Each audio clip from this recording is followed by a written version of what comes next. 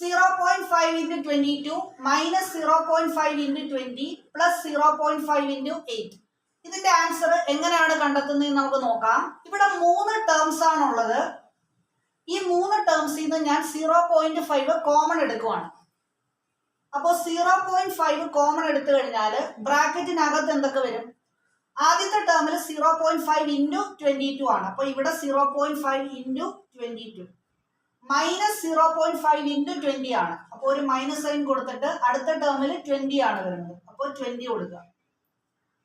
അടുത്ത sign plus ആണ്. Plus 0.5 into 8 ആണ്. അപ്പോൾ 8 എഴുതുക.